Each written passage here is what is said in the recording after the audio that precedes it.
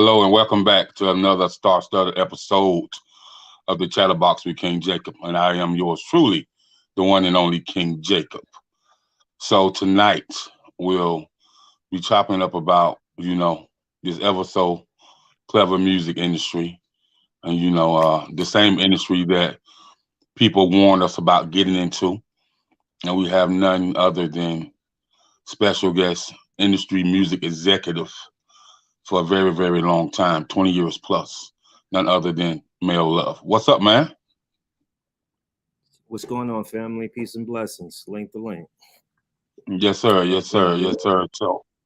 So man, being who you are, you've had a remarkable journey in this music business, and you work with some of the biggest names ever. Some of our favorites growing up as we was kids and in high school, you was working with these people hand in hand, side beside them. So before we get into your journey, who is Mel Love? Mel Love is a good person, a father, friend, um, just a helpful individual that's out here loving the world and, just want the best for everybody to win out here. And that's who Mel Love is, the movement you want to move with, link to link. All right, all right, all right. That's what I'm talking about. Because love will conquer all for sure. And You once we already embody that and embrace that, that's when the community development really starts. That's how we can rebrand and right, restructure through love. So I can dig that. right. So tell me about when you started the journey in the music business. My parents put me through the ringer, put me in the music business. My father, he was a songwriter, and he used to write a lot of songs for his friends and his cousins, and he passed it on to me since I was born. He just said, "Yo, start singing this right here." I didn't know I could sing. He knew it, so he started writing the songs for me and having me sing for the family, my sisters, and growing up, that kind of gave me the practice to do what I'm doing all this time, having the passion and the love for the music industry. Okay, okay, okay. So man, you did some remarkable things, and so when did you knew? Well, what made you know that you had a place in the music industry and that you can make an impact? I didn't know. I just, it was just God, blessing me with the gifts and the tools that I have, which is a great mindset and a good upbringing from my parents and, good friends that have been around me. And, God just led me the way to do the righteous things out here, wanting the best for people. And, on my journey, it led me to doing the great things that I have been doing all this time. Okay, okay, okay. And so when did that movement start for you? As far as I know you was born into it, you got music, you gifted musically, you know, um through your upbringing, through your genetics and things of that nature. But when did you really step out on Front Street and people like, oh, who is this guy? I believe when I was living in Jefferson Projects and I started producing music off of the tape decks and beating on pots and pans and filling up my cups and the glasses of little bits of water here and there and just, creating my music. And when I started doing that, putting my speakers to the window and people listening to me playing the music loud. And when my friends start running upstairs, banging on my door, like, yo, let me get on that track. Let me get that. That's when I knew I had something. Okay, okay. And what age was that? Probably like around 11, 12. I was doing that. And then, I left when I was like 13. I left my house and just got on my journey from there and been on my own ever since, from 13 years old, leaving my house and just going about my business, but just doing it the righteous way, only way I know how Mm. to. So leaving the house at 13 years old, that's a big move. That's a big risk. Yeah, That's a big step. yeah. And Mhm. like how strong, like your faith had to be so strong at the age of 13 to even step out there on Front Street like that. And so like how did that all come about, man? Did you just see a vision and you be like, I got to go get this? God always talked to me through my dreams, and I make the connection, and when I woke up one morning, I just told myself, I gotta go. And it was actually through my stepmother, what I mean, being so mean to me. And, I just said, I can't be here no more. I got to be on my own and do what I got to do. And I always remember what my dad told me: when you grown enough to get the hell up out my house and be on your own too, then you have to go and be a man and do what you got to do. But he taught me good values and everything like that. So right then and there, I just said, all right, I'm not trying to get in trouble or anything. I just need to leave. So I can just be on my own and do what I got to do. So that led me to a path of, being out there at 13 years old. I was young, scared, but I had faith and I knew God got me. So I just said, yo, I can do this. I got talent and I'm just going to do the music business and just make it happen. And, I had good friends that was around me that always said, yo, Mel, I got you. Let's go do what we got to do.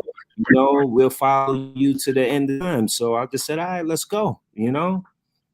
Wow, wow. That's pretty that's pretty righteous and that's pretty noble that you got friends that had your back like at such a young age, man. Those are lifetime friends, man. And so upon that, so how did you get the talent out there to the masses at 13, 14 years old? So were you doing community talent shows or were you just singing on the block and were you rocking the parks or like how did it come about? I was doing all that, family. I started in my school. I had a good teacher who passed away, Miss Z. I got to do a movie with her. But she seen the talent in me when I used to go to school. I used to tell her I got so much on my brain, could I just get it out? So she said, all right, the class, pack up your books and everything.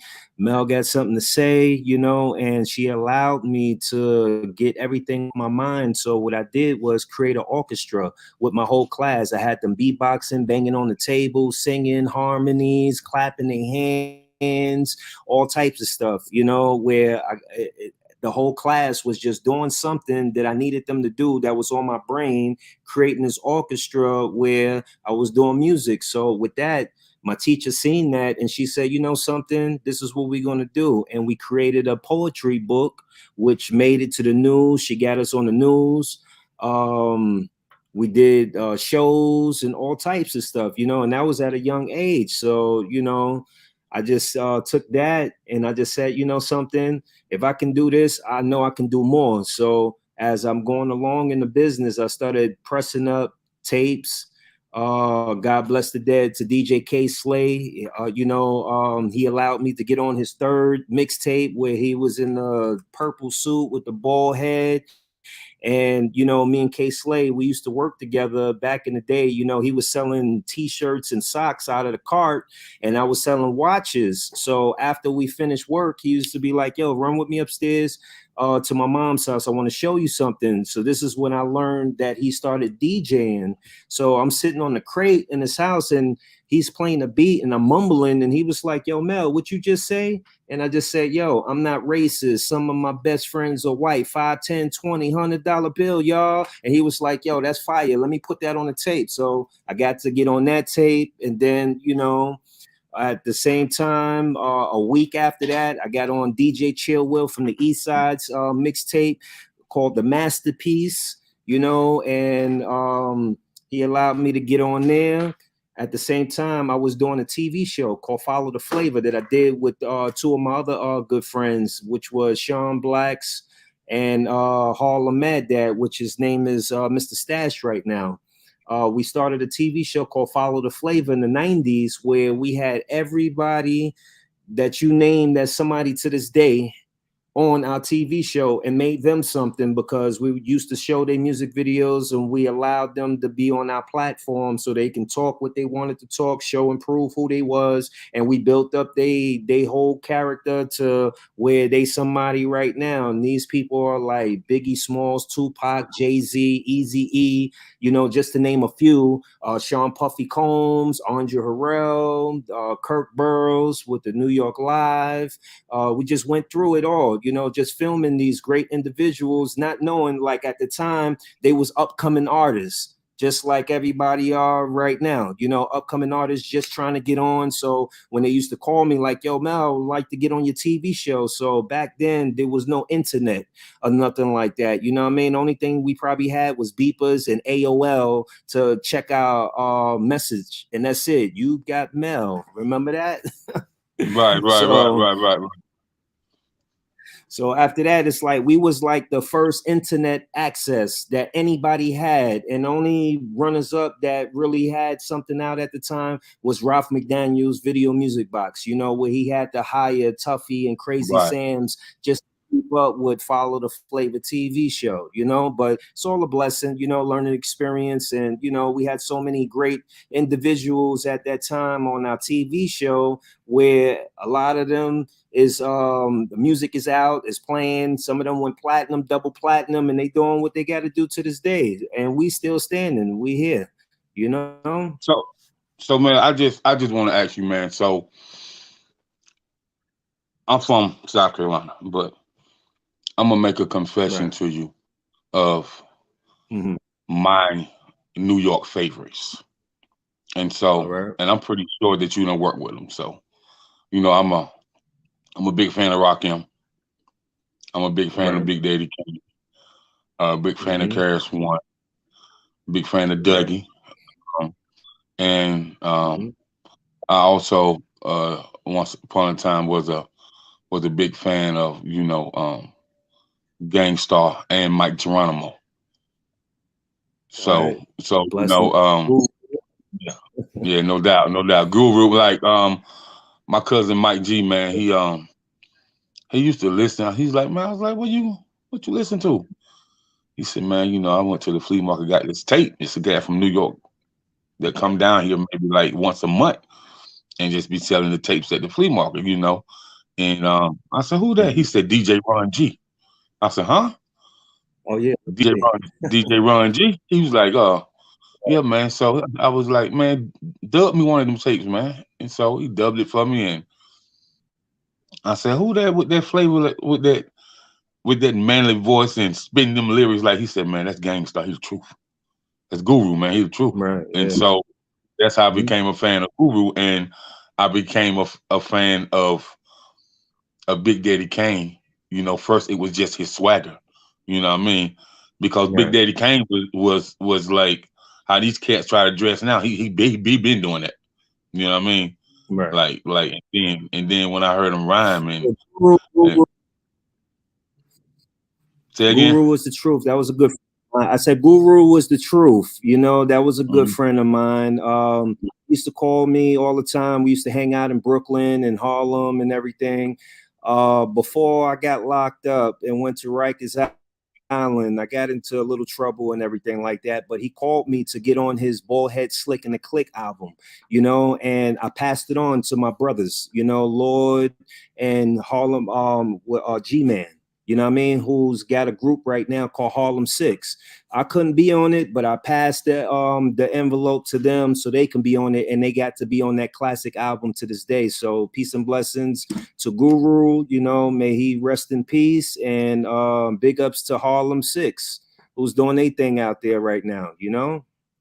What. And so, And those are some of my favorites, man. And I can't forget about EPMD and Public Enemy, and just right, just like all the old school cats, man.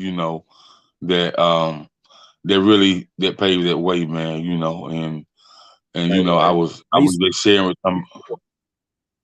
You say you I used to used do to what? push that. I used to push all Okay, of their okay. music too, because I started Def Jam with what you call him, Russell Simmons, you Hmm. know, and Russell. put me on the street team. So I used to hang up flyers and posters and everything like that, you know, and I used to push Redman and EPMD's records and everything, you know, when we had those type of projects to push. And that's way before I even got to Uptown MCA and Bad Boy. Right. So yeah, man. So I tell young cats all the time, man. I like the digital era, Mel, but I tell people that you have to mix the analog with the digital era, man, to really Mm-hmm. have balance in the music business, because there's a lot of times that people want that face to face meeting.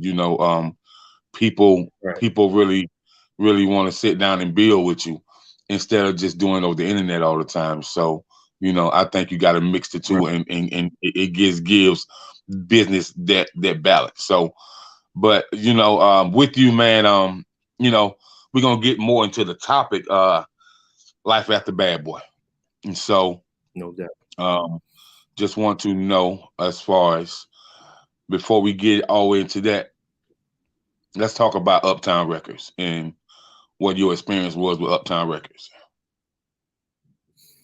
Uptown Records, God bless to Andre Harrell. I learned a lot when I was at Uptown through the workings of Kirk Burroughs. Thank you for hiring me and giving me the opportunity to work at Uptown MCA, Sean Puffy Combs as well. I used to work for those two brothers, and being a part of the team at Uptown, it felt like home, Harlem all day. Everybody dressing up, the dress to impress, everybody going to work, doing their thing, and it was structured. Puffy was on it, really trying to keep everybody together and doing what they have to do, as far as making sure that whatever records we was pushing together as a team and as a family. I looked at that and I just said, this is something that I'm grateful for being a part of. And to this day, I thank everybody that I work with there. It taught me a lot. Okay. So you built a lot of relationships while working there. So what would you say, man? On pushing those records, you know, um, who was the most impactful artist that you ever pushed with Uptown?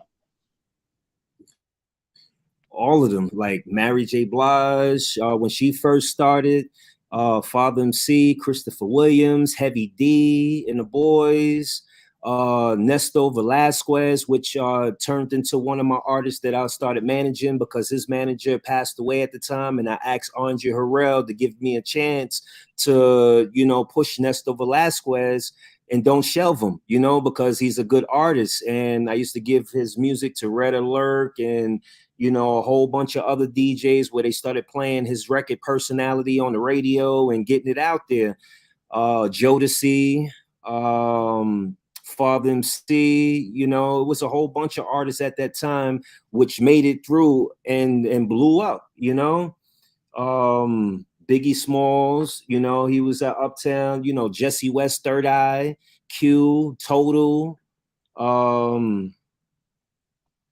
It was just a whole bunch of artists, what I mean, that was on that roster that were great artists at that time that did what they had to do, But Right, like I right. said, by working for Uptown, I pushed all of them. I've been there with all their careers. I built personal relationships with all of them, where I was at some of the kids' parties, they family parties, all that, what I mean? That's how well I knew them. Right. And so I hear a lot of people, man, a lot of old school cats and cats that was really DJing, back in them times, was really on street promotion scenes, was really out there in the street from city to city. They always say that people actually in the music business, they really don't know how impactful that Christopher Williams movement was. And so, because you was there in them times of that New Jack City movement, and so Jack City era. how impactful was that era with Teddy Riley, Christopher Williams, Guy, and all those Guy, guys. Marin Hall, all of them. Like I said, it was a learning experience, and being around all of them, the energy was on a trillion, and it's like when they step in the room, you could feel that positive energy that you wanted to be around that era. You wanted to be around this great music that was being produced at the time. And to be a part of that scene, you had to be there to really get that whole feeling and that experience that, you know, they was all gonna become somebody, and they was going to be famous, and you know, just by being on the background but helping them get to where they had to go. Like, I had conversations, me and Christopher Williams, walking from 115th and Lenox Avenue all the way to Branson on the west side and back to the studio, because I was working on tracks with Christopher Williams as well, you know, as a producer. So, you know, a lot of these artists was giving me a chance because I was their friend at the same time too. I wasn't just looking at them as, all right, you know, y'all got these records out and everything like that, let me get tickets to the concert, even though I had passes to get into every single thing that they was a part of. But as being a friend, it was like more family orientated with us. And, you know, sometimes they come to my studio or I go to the studio with them, you know, just to sit down and chop it up and try to come up with some great innovative ideas and new songs for the public to love and enjoy. You know, a lot of time I ain't get no credit on nothing. I just gave it to them. Just at the time I was just learning, and I didn't know about points and royalties at the time or anything like that. So I was just so eager and happy just to be on songs and be a part of the scene, that I was just giving myself and just giving all these crazy ass ideas that worked, you know, and they stuck. Right. But the world didn't. I was behind it, and I was putting my stamp on all these great individuals that I met through my journey.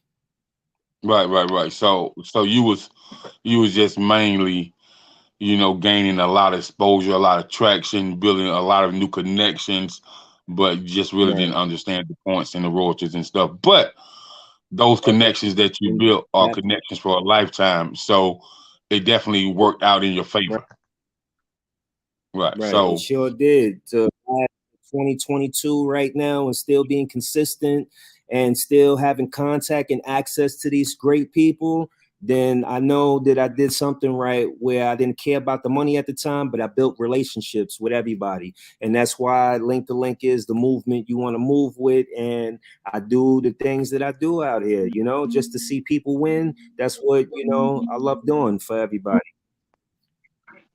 right. So with that being said, we're gonna talk about this topic. Life after Bad Boy Records. And so, you Mhm. know, we're gonna get into when you got into the era when you was working with Bad Boy. So when did you get into the era when you was working really deeply connected with Bad Boy? Well, at Uptown, that's where we started. You know, I was answering phones heavily, going into the studio, you know, just running around with Kirk Burroughs, sitting at his house, you know, having me sit down with him and jotting down all the notes in his book and asking me a bunch of questions, because I was the youngest one there at Uptown at the time, you know, and everybody was older than me. So, you know, for me, having that fresh air and the outlook of running around in the streets and going from all these clubs, I was in the scene and I knew what was going on. Plus, I'm taping my TV show, Follow the Flavor. So, you know, a lot of people was coming to me asking me, yo, could you put me on? Can you take my tape? And I used to do that for a couple of my friends, bring them down to Uptown MCA and try to get them signed and all that. You know what I mean? I only got probably a couple of people on, and, you know, these are friends to this day of mine. But at the same time, you know, the transition happened from Uptown to Bad Boys when Puffy got fired from Uptown. You know, he got Andre Harrell fired him.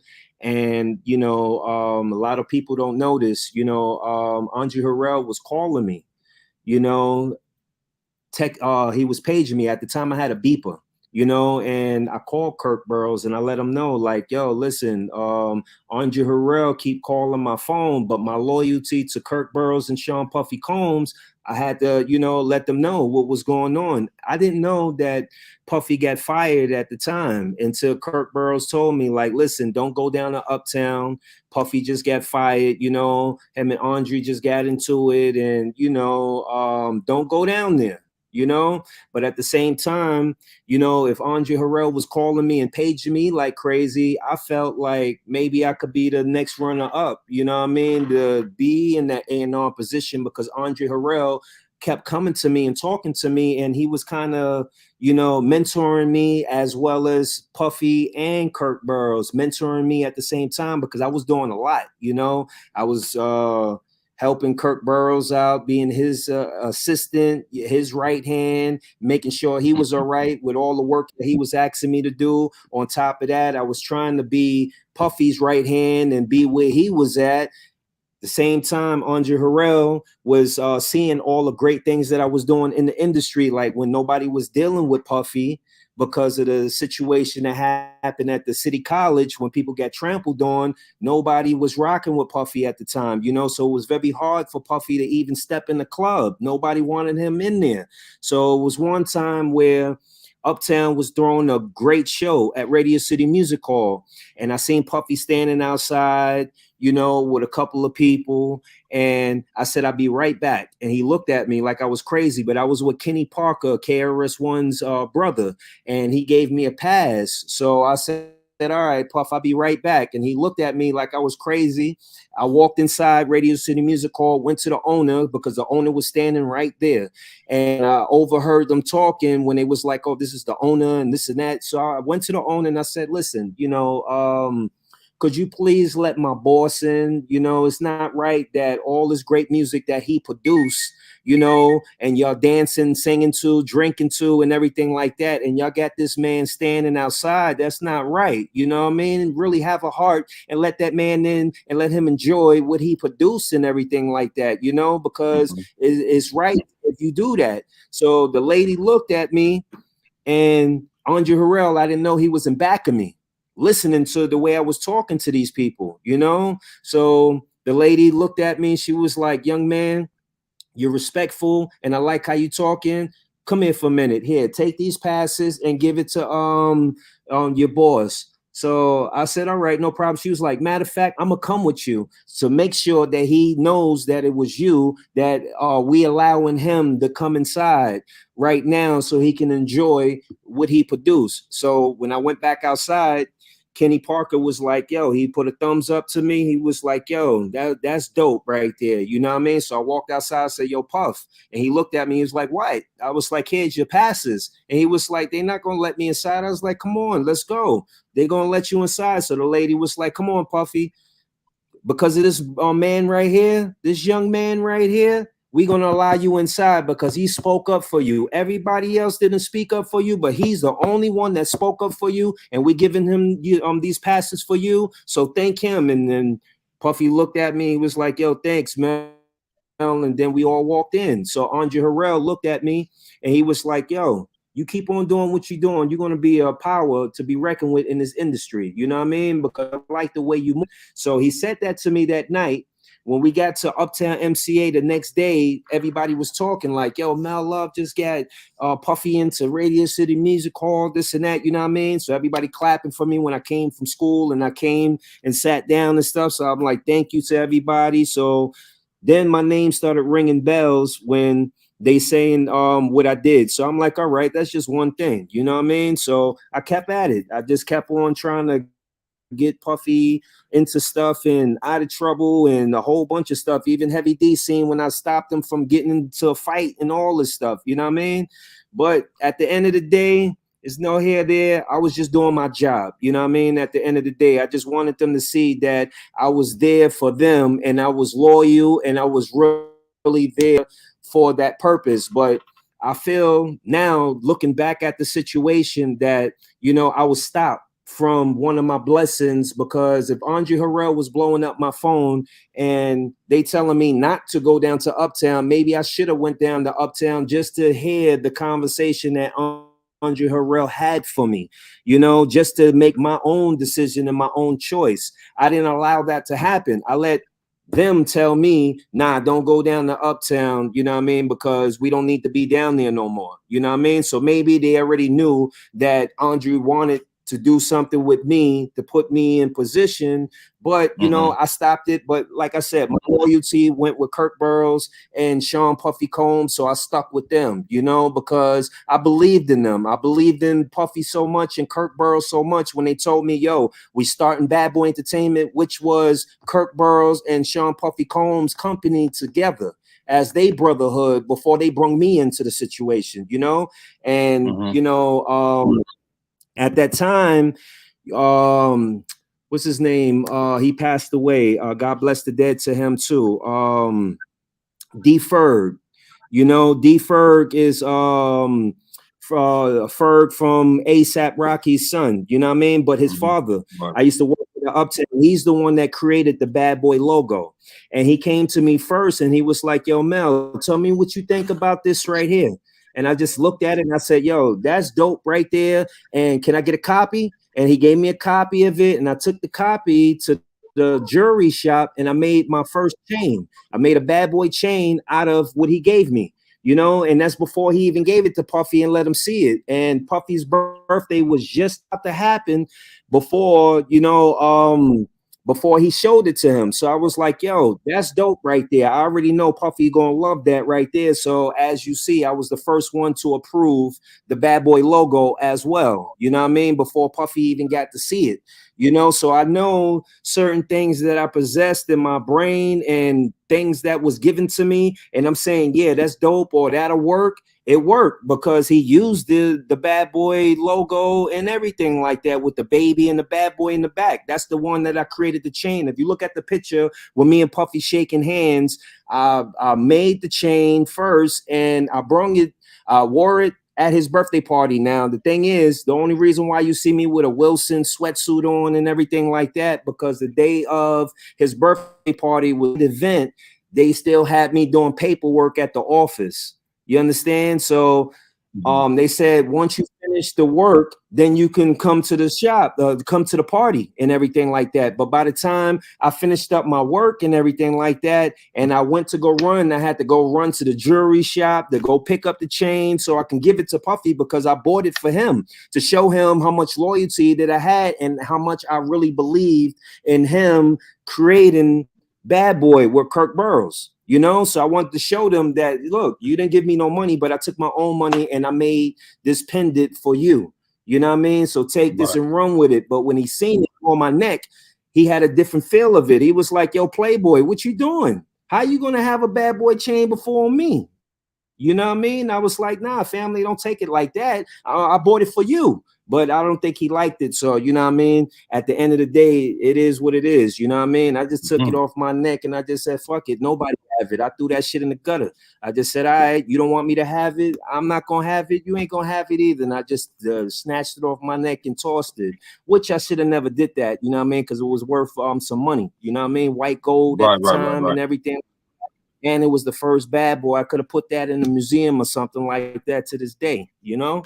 That's true. That's true. That's the fact. So, all right. So you was loyal to Puffy, but anybody know anything about music, especially in NYC? Andre Harrell was one of the biggest executives ever. You know what I mean? And his name held a lot of weight.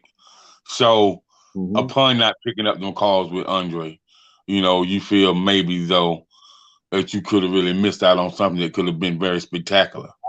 And I believe I missed one of the opportunities and my blessings that he was about to bless me and give me a great office space and be a part of Uptown. And maybe I could have been running Uptown to this day. You know what I mean? Because I got a great ear of music. I have a lot of talented friends and family that deserve the spot. So, you know, I seen Andre after that and he did question me. He said, why you never picked up the phone for me? Why you never called me back when I'm beeping you? And I just said, you know, my loyalty to Kirk Burroughs and Puffy, they told me not to go down to Uptown MCA. He was like, you're a little too loyal. He was like, sometimes you just got to go for what you know and what your gut feeling is telling you. You know what I mean? So I was like, all right, thank you for the jewel. Yeah, and then a lot of times, man, he spoke some real jewels to you about being too loyal. So a lot of times when people are Mhm. loyal to a certain type of situation, that don't mean that that same situation is going to be loyal to you. You know what I mean? With me, right. Uh, right. And so with that being said, so you start working with with Bad Boy, and you was working with them heavy, and it made a real deep impact. So once Puffy got fired, and and them guys transitioned over to Bad Boy Records, Bad Boy Entertainment. Right. How was that process for you? Um, it was slow at first. We had to work out of each other houses and everything like that. We was working out of Kirkborough's house, my house, Puffy's house, running around. I'm driving around, you know what I mean, in my car, Kirkborough's everywhere, the different studios, meeting and greeting with people, trying to keep the momentum up and get the word out there that we Bad Boy now, So since I had my TV show, it worked greatly for them because I was always promoting them on my TV show, Bad Boy this, Bad Boy that, So everywhere I went, every city and state I went to, I had the records. Actually, it was Craig Mack and Biggie Smalls. We did a package, the Big Mac, and we Right. was giving that out, to everybody. I'm standing at the DJ booth, making sure that the DJs are playing. I won't move until they play the song, and I put the pressure on them like, yo, you got to play this. This is fire. Sometime I had to wait all night before they even play it one time, just because they didn't know about it yet. And then when I started getting circulated everywhere, then they started giving me the respect like, oh, okay, Bad Boy, okay, because they didn't know about Bad Boy. They didn't know nothing about it. It was just a new label coming up. And, at the time, they didn't have no respect at all until things started hitting the fan where they started hearing the music more so than ever. And then they started falling in love with Bad Boy. And then it was easier for us to just walk into any place and just get what we want and do what we want. And that's it. All right. So like, would you per se to say that the Craig Mack record really blew Bad Boy up? Yeah. Yeah. Okay. Flavor And in your so ear, that uh, all right, that. right. Yeah. And so that flavor in your ear, man, like how did it hit the radio world? Like was it like a whirlwind, or was it shared amongst radio personalities, or once people heard it on the radio it was a wrap? Yeah, once people heard it on the radio, I believe his performance is what did it, what I mean, for the people and them seeing the video and everything like that. But when they heard it on the radio, people was bumping to it. I heard it playing through car systems and everything like that.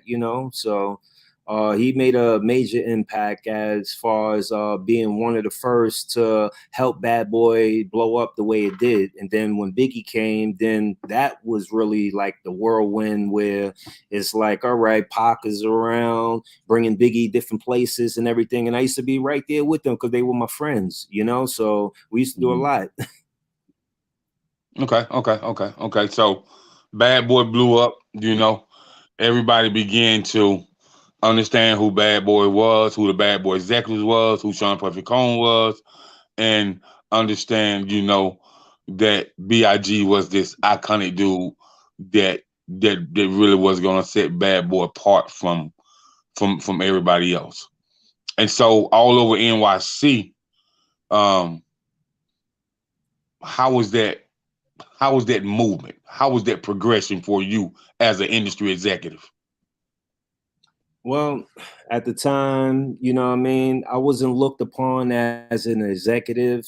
I was just a worker at Uptown, but I had my own thing, what I mean? But you just got to learn how to play the roles, what I mean? I have my own thing as being the CEO of my own TV show and my link to link, but I had to play the role as, being a worker at Bad Boy Entertainment, and I played my role well. I was a team player and I wanted to see them win. That's why I kept promoting Puffy and trying to show them that I had what it took to help them, but I want y'all to help me too at the same time. They asked me, you know, to be a part of what they was doing, and I did, you know, everything that they asked upon me. So I feel like the jewels that I dropped on them and gave them certain things, it worked to this day, and it's still working right now. So I just said, you know, it's all good. Let me just keep it going and just moving forward and just make it happen.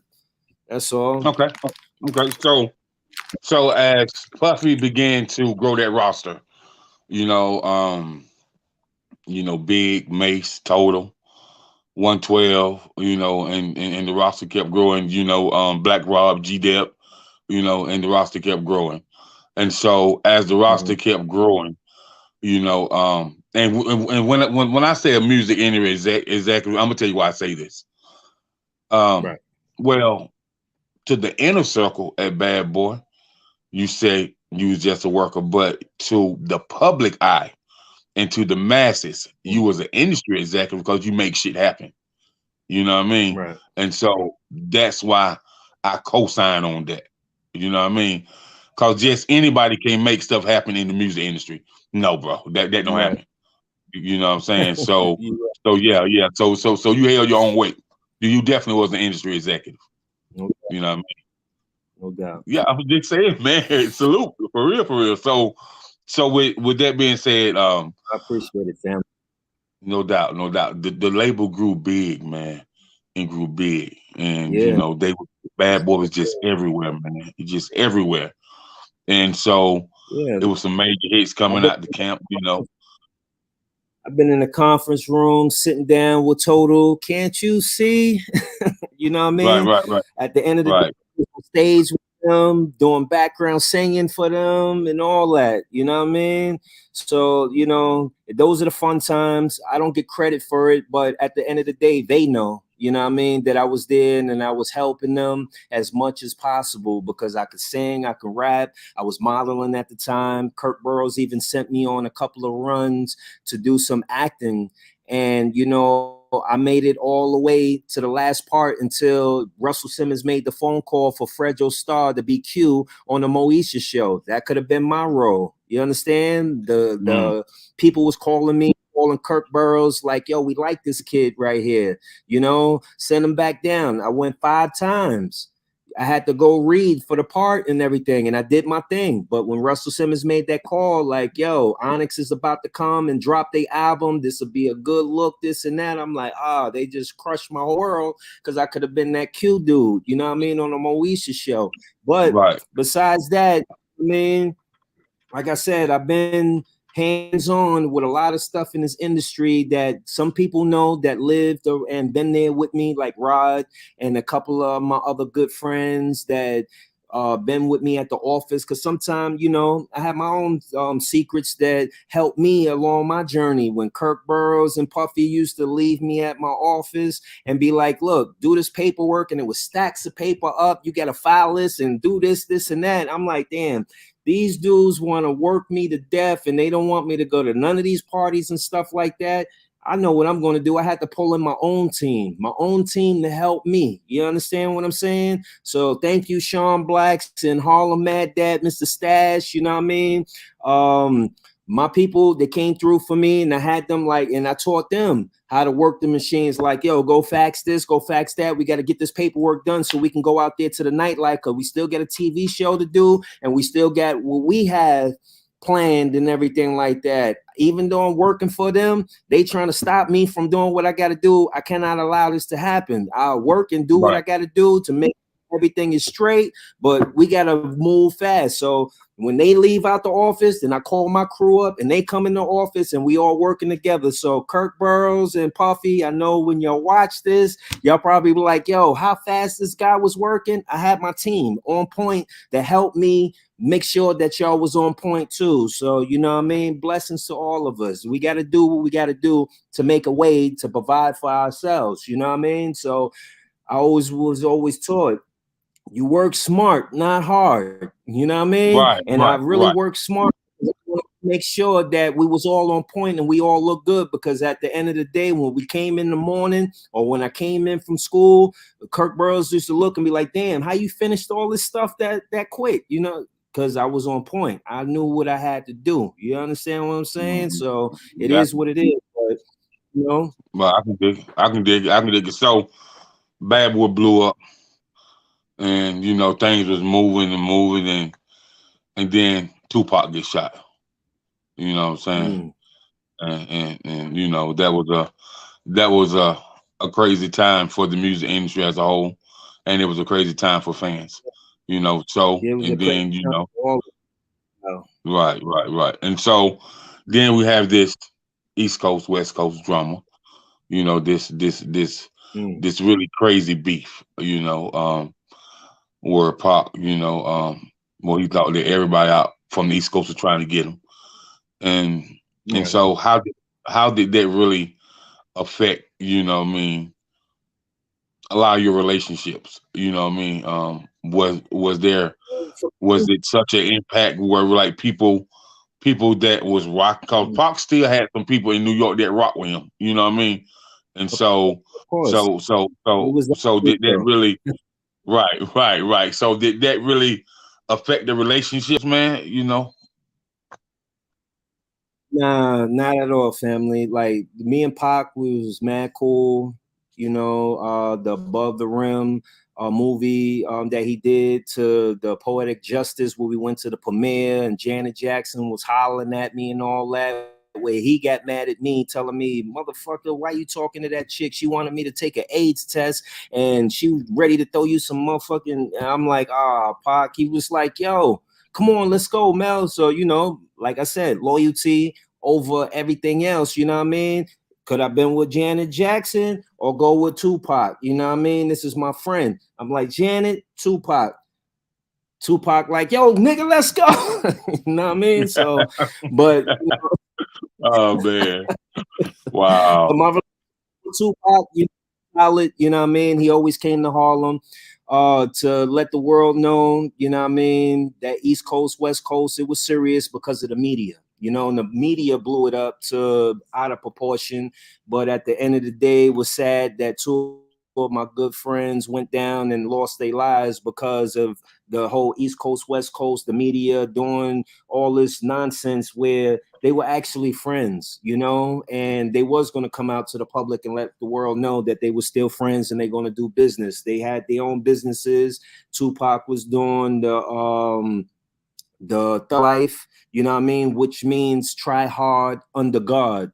You know what I mean? A lot of people thinking thug life was wilding and going crazy and stuff. No, we got to try hard under God. And when he used to sit with me and having these conversations, you know what I mean? 1 minute he'll flip, 1 minute he's passionate about what he's doing, but he was a motivator and he moved forward doing what he had to do. He was lied upon a lot, you know what I mean, which was sad. He had to go through it because of money situations. Everybody want money from everybody, you know what I mean? So that was the crazy part. But him and loved each other, and I was there. I bear witness to seeing with my own eyes, you know what I mean, being around these two individuals as my friend, going in and out studios, partying with these dudes, traveling on the road, all that, you know what I mean. Like, I'm in books. People, you go look at some of the books that I'm in, they can tell you the stories that I had bringing Tupac or Biggie Smalls to the studio with me on my block, all types of stuff, you know what I mean. People bear witness to see all this stuff,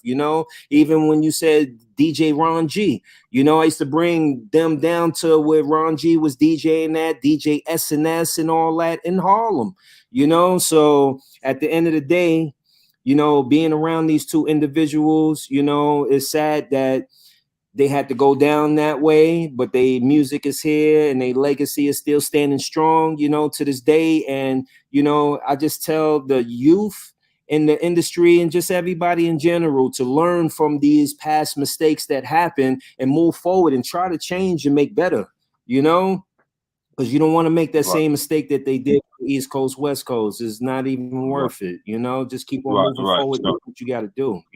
so I'm gonna say R.I.P. to Big, R.I.P. to Pop, and both of the Yeah. brothers was very impactful when it comes to the music business, when it comes to engaging with the audience, when it comes to people just loving them in general, man. So it was very impactful. So I just want to And say, that yeah, the music. bringing it back to what you was talking about with analog. Analog helped them put that passion behind their lyrics and put that feeling behind their music. And the analog really helped them because you can have that feeling, that good feeling. And I believe we need to go back to the analog real to real, you know, where we can feel the music. That's why they music is felt and is going to last longer than digital world. This digital is too clean and you can't feel the passion that comes behind what we are creating right now, you know, Right, because the digital world is not giving you that. I believe they took the feeling out of the music and they don't want you to have that feeling no more. That's why they went digitally instead of analog right now. right. And so, man, um, I remember talking to you, man, and because when I spoke to you, a couple weeks ago, do you Yeah. realize that was our second time speaking, right? What was that? That was our that was our like second time speaking. Like I spoke to you previous before, and this one Rod was in the hospital. Cause Right, Rod right. had called me and he called with you on the line, and so um just want to talk about these guys after they leave Bad Boy, man. Because I've heard Locke say some stuff. I've heard Darren from 112 say some stuff, and you know, I've heard one of the chicks from Total say some stuff. So, and me and Rod talk about the contractual agreements with these artists in Bad Boy, Mhm. and so Right. what do you what do you feel about an artist in paperwork, man, and about how they get so excited about the money and just put their signature on anything. Like, talk to these artists for a minute, man, and just let them really understand how imperative it is and how important it is to understand what you're reading and to have a legal counsel to go over this with you. Well, basically, you definitely have to have legal representation to sign any type of document because at the end of the day, it's called contract. A contract. Con man is giving you a tract to sign. You know what I mean? Why would you want to sign your life down on a contract where you don't understand anything at all? You know, so you have to have somebody in place that's going to read your document to make sure that you're going to sign your life down on the dotted line, but sign the right piece of information. Don't just sign anything. You know, a lot of these artists, they so happy that they are part of something that they just sign their life away. And just when it's all said and done, after all the glitz and glamour and the TV cameras is off and everything, and then they realize that the money is not going directly to them and it's just going to the company, they got to understand too that the company is putting up X amount of dollars for you to blow you up, to turn you into that superstar that you've been craving to be. And if you craving to be the superstar, that's all you want. That's all you want to have. You want to have all these cars and the jewelry and the women or the men and the houses and all this glitz and glamour. But you have to have your business right. You got to make sure that you sign every single thing, dot your I's and cross your T's, and make sure everything is right and exact. So when it's all said and done, you're paid. You're getting your money. You're getting your just due. What you work hard for is just going to work. You providing a service for people, and that's what these artists seem to not understand. That you are a commodity, and you're providing the service to the people. You're an entertainer. You on the front line. You're partying. You're entertaining. So entertain us and make us feel good. Whatever songs or jokes or whatever you're doing as an entertainer out there, be the best that you can do, but make sure you get your bag, make sure you get your money, and you sign that documentation that's going to help you collect that residual income and make you financially stable for your family and for you to help out your friends that's in need, you know, or you will be robbed. At the end of the day, you got people waiting to rob you in this industry, you know, and it's sad to say that if you the type of person that's so anxious, you gonna get got. That's it, point blank. You're going to get got from those people that's waving all this money in front of you. That's temporarily. You know, you want longevity in this, then do it yourself. You know, make sure that you have everything in place. You got to have a team with you. You got to have your lawyers, you got to have management, you got to have your producers, you got to have yourself in place. It's not about going to the studio, smoking weed and drinking and getting all hied up, thinking that you're going to come out with a hit record and all that. Forget about it. That's all TV stuff, and that's what they wanted you to think and everything like that. It's not even the truth. You know, if you go into the white man's job, are you going there to smoke and drink and get high and sit there telling your boss all types of stuff and bringing all your friends to your job and everything like that? You ain't gonna do that on the white man shift, 9 to 5. So why you disrespecting the industry? Why are you coming in smoking and drinking and not prepared to do your job? Go in there prepared. Go in there working with people. Because you got to understand, people will lace your stuff too, and they'll get you so high and stuff like that that they're going to take advantage of you. And you got to watch all that. You know, these people, you know, you got bad people out here and you got good people. I'm one of the good people. You know, I'm moving Godspeed out here. You know what I mean? And I'm moving past all these demons and devils that's on that demon time. I'm moving Godspeed for real. You know what I mean? And I want the best for every individual artist out here that wants to get the bag, but want to do right by the bag too, because it's not for everybody. It's not meant for everybody to have this privilege of being a part of the industry and thinking that they're gonna blow up and have this hit record and stuff like that. Nah, because I'm holding a lot of record companies and a lot of radio stations accountable for their actions. Stop playing that shit. You know, showing the guns and the people with their pants sagging and all that. Yo, grow up. It's time. The time is now for people to grow up and do what you need to do, you know, and do your job the correct way. That's the only way we're going to push the envelope of moving the industry forward in the right direction. Right now, it's too many lives being lost out here. It's real shit going on out here, and people need to open up their eyes and their ears and wisen up to know that you have to be together, stick together, and be a family with one another, like worldwide. You know, like link to link is really worldwide. Different Right. individuals, everybody knows to link Mel Love. I make a phone call. I'm in any city and state, you know what I mean? And I got a team everywhere. And I do that for safety purposes because I was tired of hearing some of the artists being robbed on the road and they getting shot up and all this crazy nonsense happening. Some people got to check in. I'm like, yo, what are y'all pulling? What are y'all doing out here? This is the wrong way. I didn't come in the industry for none of this. So I just made a safe haven for all the artists out there. So if y'all traveling on the road, touring or going to different studios, different parts of the state or cities and different zip codes, just holler link the link and you're gonna see a team pull up behind you and y'all gonna be safe. Come on, y'all gonna be all right. No doubt, no doubt. And shout out to Howland Entertainment LLC, man. Definitely appreciate you tuning in, stay in the comment section. Shout out to Cash on Camera, Yo, how Moody. Shout out to all of y'all for coming through and kicking it with us. So Mel, man, I just this is what I want to say about this industry, man. Um, yes, sir. when you say you move Godspeed, listen, man, Yes. people don't say that in this industry right here that we talking about. People will have Right. no idea what you're talking about when you say Godspeed, man. Because Because this you have to and believe in God first. You gotta have faith in the Lord first before you do right, anything. When you wake up in the morning, you thank God, you know what I mean, for just giving you life itself, to giving you the opportunity to wake up the next day. Because a lot of us is not waking up, still sleep yeah, or going you're to the right, grave, absolutely in the bed, right. So like Pac told me a long time ago, he said, Mel Love, you good, you know what I mean? And you a rare breed.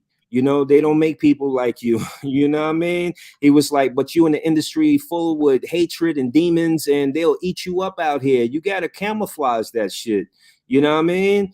But now I camouflaged it so much that I stopped talking about a lot of stuff out here, that I had to come back and bring Love and Substance, because it was people out here trying to steal my name of and falsify, you know what I mean, that they was me and all this stuff. And I'm like, nah, you can't say that you Mel Love, but you flashing guns and talking about killing people. Nah, I'm not about that.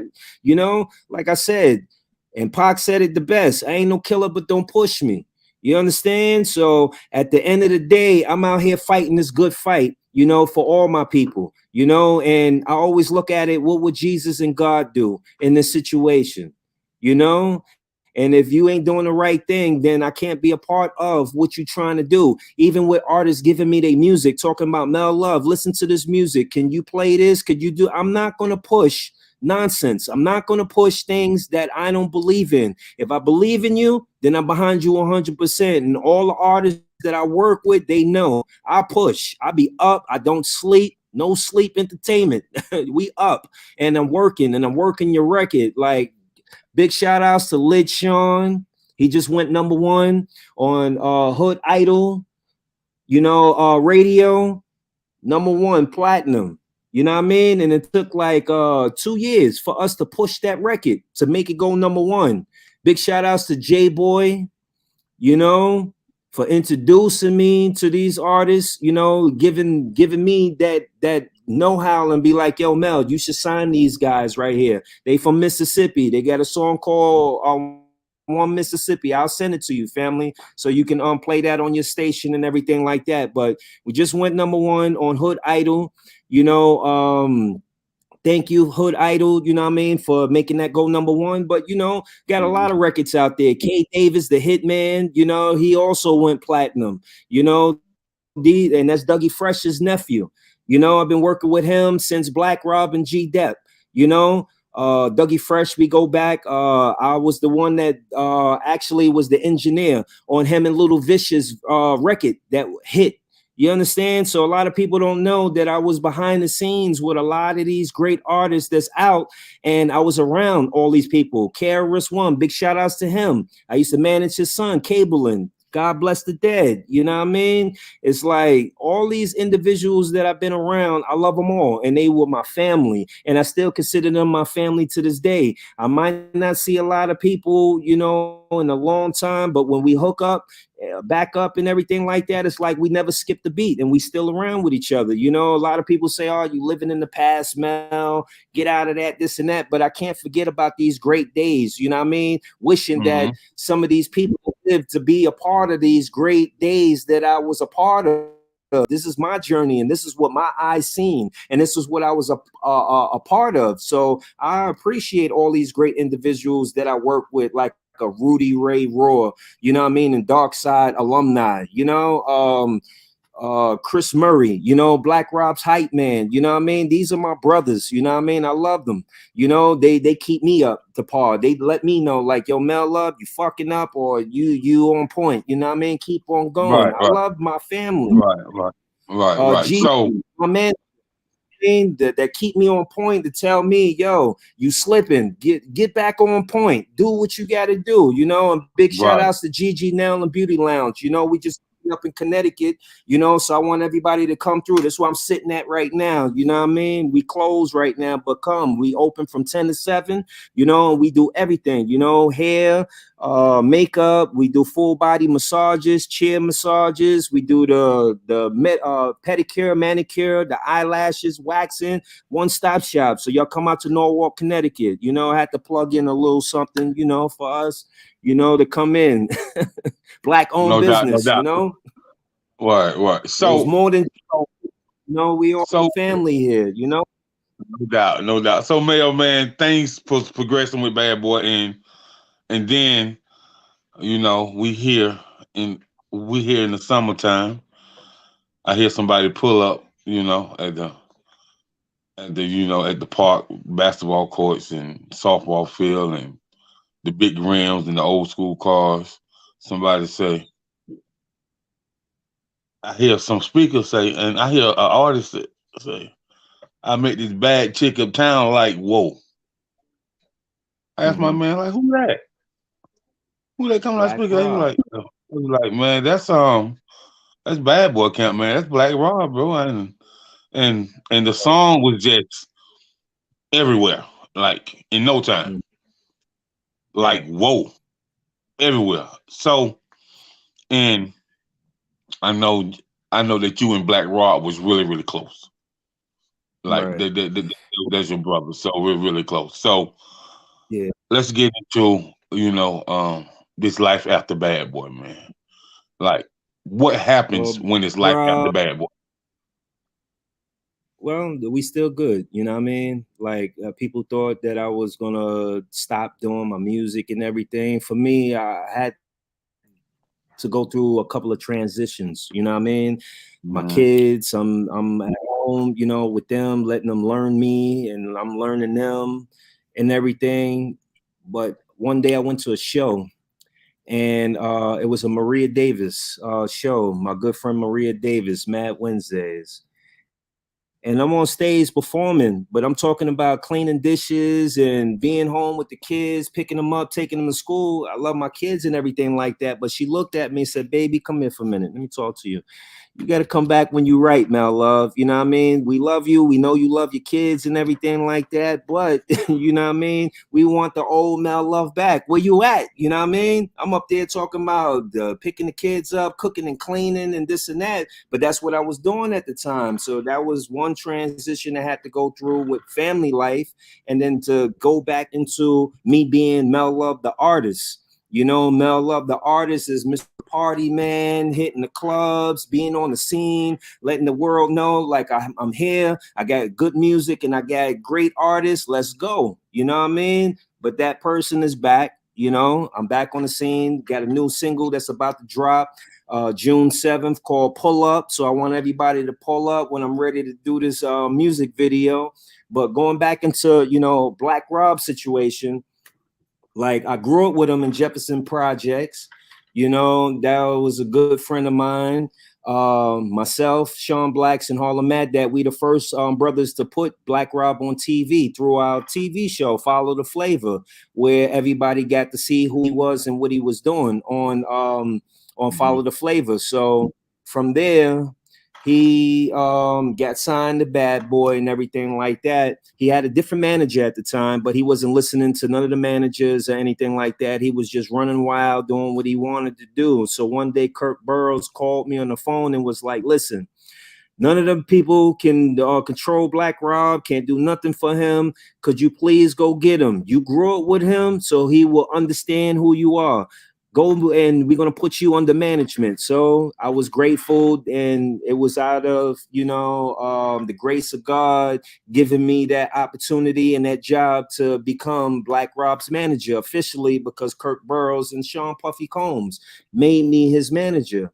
So, you know, I ran around with Black Rob. Angie Martinez called me up one day and was like, "Yo, could you bring Black Rob to my birthday party?" So we went down to Jam Rock. I brought Black Rob down there. That's when I got to meet P.D. Pablo for the first time, which Black Rob put P.D. Pablo under alumni, because Black Rob was starting his own company at the same time too, called Alumni. So this is where Black Rob told me, "Yo, Mel, even though you managing me, I'm gonna be running around doing this, that, and the third, but I'm creating my own record company and I want you to manage this. Could you do this job for me?" And I was like, "I got your back. Let's make it happen." So that's when he started introducing me to Mega Phenom, Rudy Ray Raw, um, and a couple of like Mascot and a couple of other people I already knew because we all Mhm. grew up in the hood and everything like that. So he already told me, "Yo, they are part of alumni, they are part this and that," you know what I mean? So I started working with them. But then Rob just started running around doing other things and stuff like that. And he was like, "Yo, Mel, you know, you was too good for me," because me personally, I'm there for the artist, and I'm structured to make sure that the artists get in the studio, do what they got to do. We got shows. Let's go do the show, get our money, and let's break out. He want to stay party and bullshit and do what he got to do. So, you know, I'm like, look, I got other things I got to take care of, but I got to always make sure that the artist is right, you know? So at the same time, you know, I'm managing him from managing Black Rob. We got into a little something, you know what I mean? So I stopped managing him for a while, but my name was still on paperwork and everything like that as his manager. So, you know, people used to call me up, like Russell Simmons called me up one day and was like, yo, Mel, you know, we only lent the jewelry to Black Rob, you know, to shoot for the video. Tell him to bring that jewelry back. You know what I mean? So stories go on for days with that. But that's my brother. I love him. God bless the dead to Black Rob. You know what I mean? His legacy will live on forever.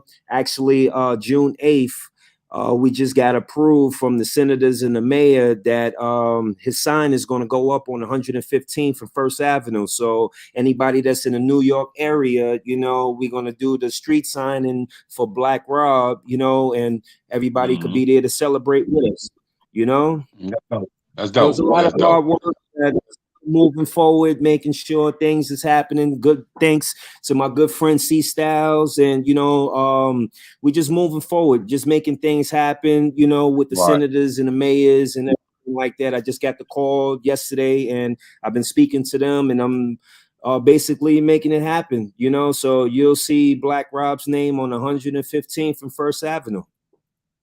That's dope. That's dope. So, you know, time is winding down. So, man, what has life been for you like after Bad Boy Records?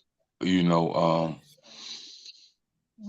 you hear a lot of stories and stuff about Bad Boy Records, man, and some are horror stories, but some are memorable stories that people be like, man, I can't believe I was there during this time, man. Like this is history. So, what Right. has life been for you after Bad Boy Records, man? Well, it's been all right. It's been all right so far. You know what I mean? Up and down like a roller coaster.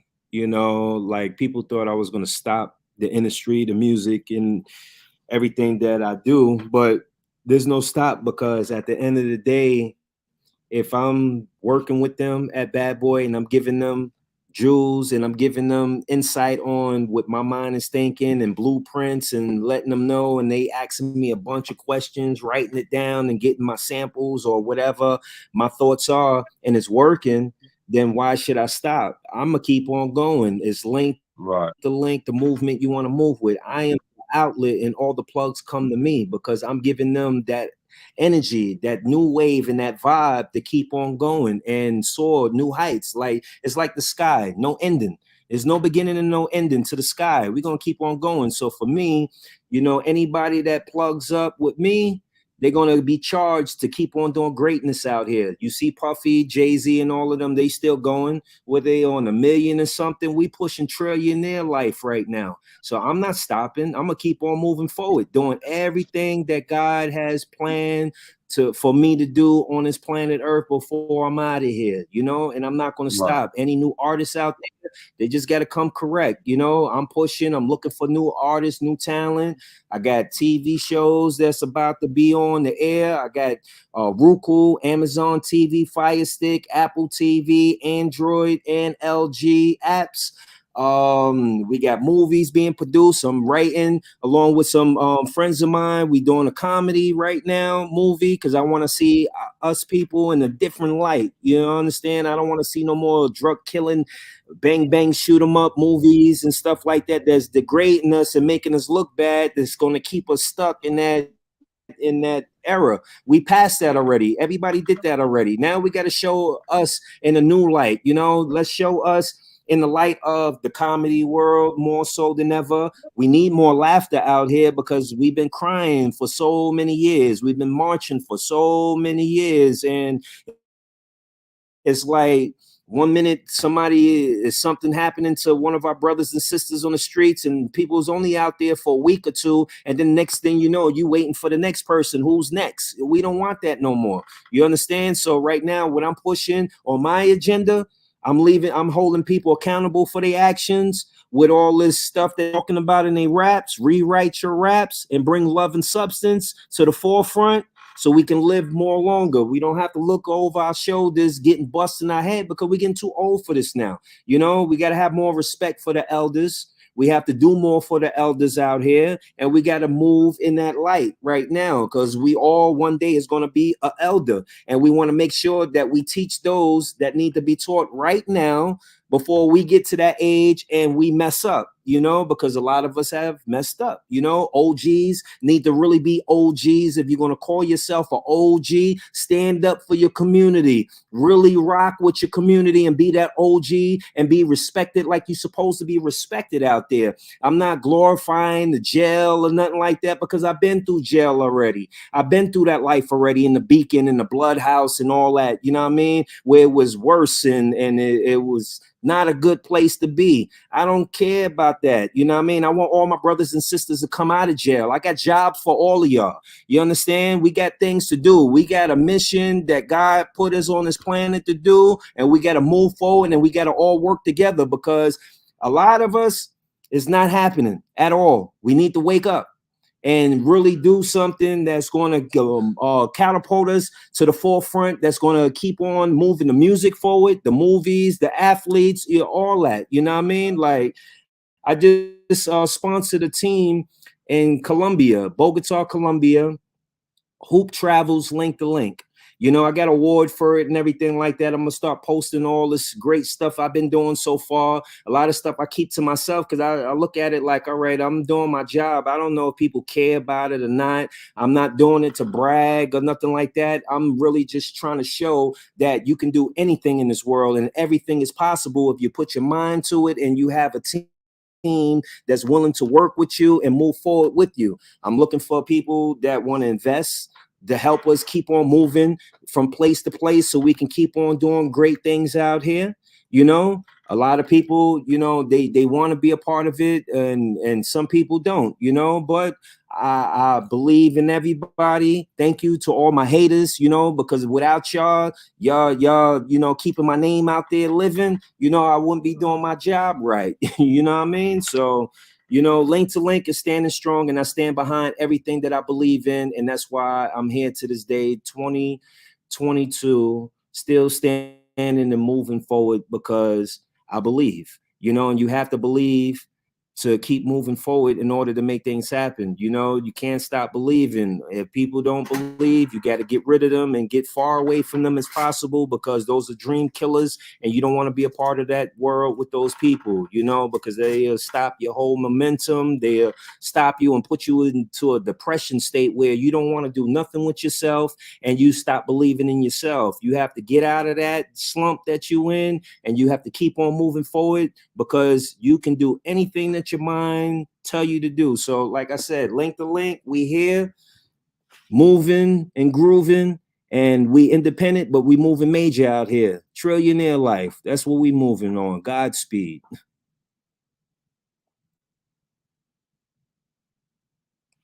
Oh, Mel, listen, man, it's been definitely a blessing to really have you on my platform, man. And it's been a blessing to hear about your journey and hear, you know, how your journey started, and here you've been out there on that pound since you was 13, 14, man. And, you know, Godspeed, like you said, Godspeed, God favor, you know, all the above, man. So I just want to thank you for coming on the Chatterbox, and, you know, we link the link now. So, you know, is there anything you want to say to the people? You want to give anybody a shout out, or where they can find you at? I just like to say, be yourself, because everything else out there is taken. Free G-DEP, free Beefy, free all my brothers and sisters that's locked in the pen right now. It's time for y'all to come home and get out of there, and never return back in there.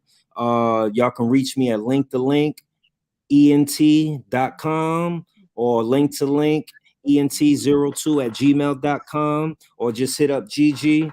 You know what I mean? And, you know, y'all want to book me for shows, because I'm still out here moving and grooving, doing my singing, my rapping. Even if you want me to come and produce some tracks for you, I'm still a beat maker. I still shoot movies and music videos, edit them. A one-stop shop, family, that you need in your life right now. And I'm positive, and you're going to have a great conversation. You're going to have my experience that I got to offer, because a lot of people don't have my experience and all the people that I learned from to take upon myself and add it on to what I'm doing and moving forward to help you in your greatness, you know? So at the end of the day, you know, like I said, y'all come out, and you know, I'm doing a special also. Anybody that purchase any of my music from any of the music platforms out there, just come and bring it to me. I'll sign an autograph at Gigi's Nail and Beauty Lounge, you know what I mean? And I give you half off on your nail and your pedicure and your manicures, you know what I mean, that you're going to get done.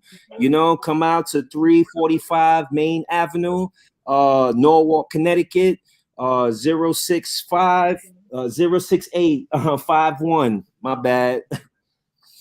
You know what I mean? No But doubt, we no out doubt. here, Norwalk, Gigi's Nail and Beauty Lounge. You know, like I said, anybody that purchase any one of my music off of any of the music platforms, y'all, I'll sign an autograph. We'll chop it up, and also I'm giving back to everybody. You know, pushing my music and just pushing Link to Link in general.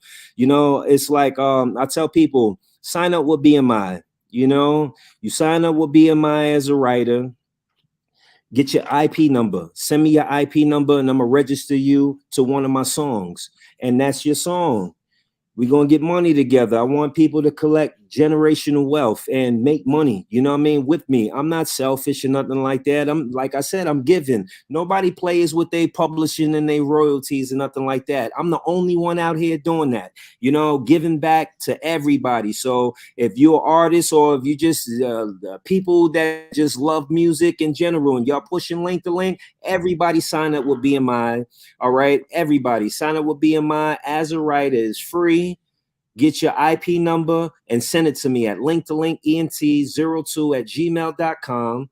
All right. And I will register you to one of my songs that I'm putting out, because I got a lot of songs that I've been working on. So, you know, help me help you. And we help each other, each one teach one, and we can all get paid together. And this is how we moving out here. Like I said, Godspeed. We collecting generational wealth right now. And I'm out here for everybody. Let's go. Link to Link, the movement you want to move with. Link the link, man. So want to thank everybody for tuning in. Thank y'all for coming and just vibing with us tonight, man. And thanks for everybody that really came on, you know, the YouTube channel. And I appreciate it, man. And you know, Mel Love, man, it's been a blessing to talk with you, man. I'll definitely be in touch with you. Until the next time, man. Peace, blessings, and All right. most of all, man, stay safe. Peace. Nah, safe journeys, always, family. The Chatterbox. Peace. Big shout out to Rod. All right, Link the Link. Let's go. No, no doubt.